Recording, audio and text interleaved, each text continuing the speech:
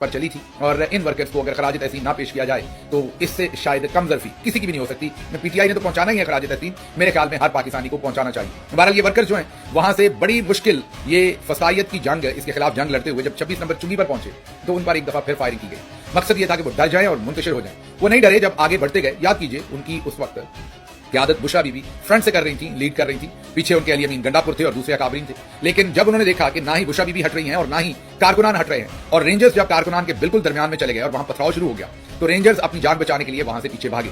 जैसे ही रेंजर्स मुड़े और उस जल्दबाजी में, आपको वीडियो याद होगी जिसमें रेंजर्स का एक एहलकार उनकी अपनी गाड़ी से नीचे गिरता है और पीछे से आने वाली गाड़ियों से रोनते हुए चली जाती। एक तो ये शहादत हुई थी या जान गई थी। उसके अलावा एक हाशिम अब्बासी नामी नौजवान जो लैंड क्रूजर पर आ रहा था, गालिबन एबटाबाद से आ रहा था, इसी जगह पर उसकी भी मुठभेड़ हुई। एक तरफ जो मुजाहिरीन के ऊपर फायरिंग हो रही थी रेंजर्स की तरफ से, उधर से पथराव हो रहा था।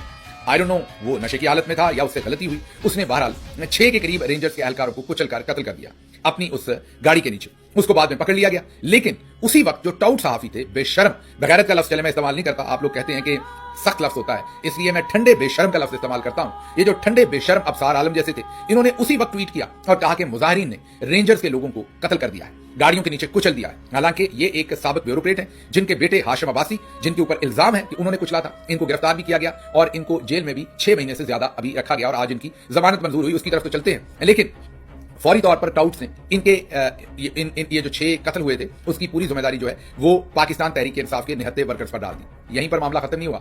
अगले दिन इनका जनाजा हुआ रेंजर्स एहलकारों का। 26 की सुबह को जब इनका जनाजा हुआ तो उसमें आर्मी चीफ पहुंचे।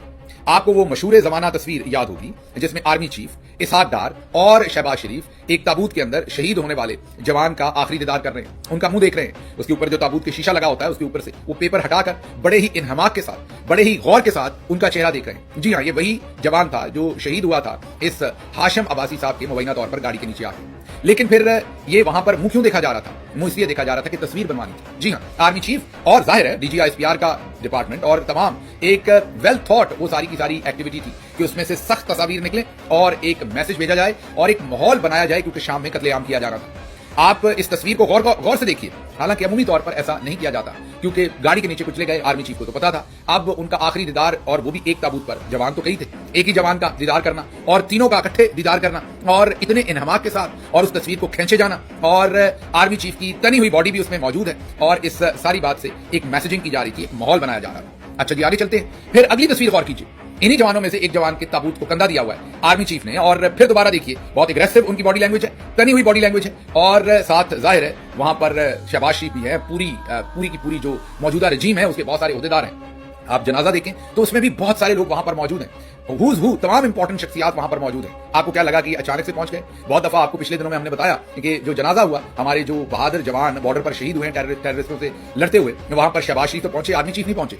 ये अभी हमने पिछले हफ्ते आपके सामने रिपोर्ट किया। एंड उस वक्त जब वो चोलिस्तान गए हुए थे उसके आगे पीछे की बात है। तो फिर ऐसा कैसे हुआ कि वहां पर तमाम लोग मौजूद थे? क्योंकि एक नैरेटिव सेट करना था, क्योंकि पता था, प्लानिंग थी कि कत्लो गारत करनी है।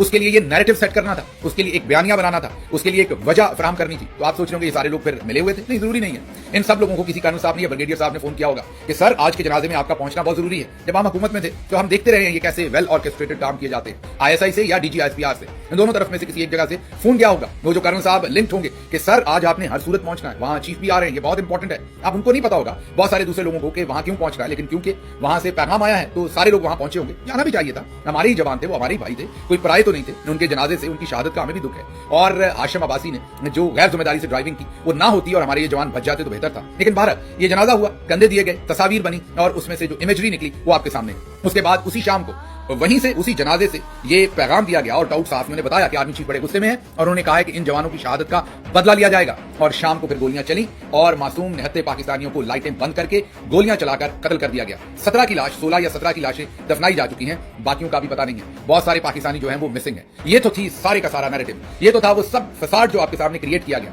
असलियत क्या थी? असलियत आज दहशतगर्दी की अदालत में से निकली है। 6 महीने, जी हाँ, 6 महीने हाशिम अब्बासी को अंदर रखने के बाद आज जमानत दे दी गई।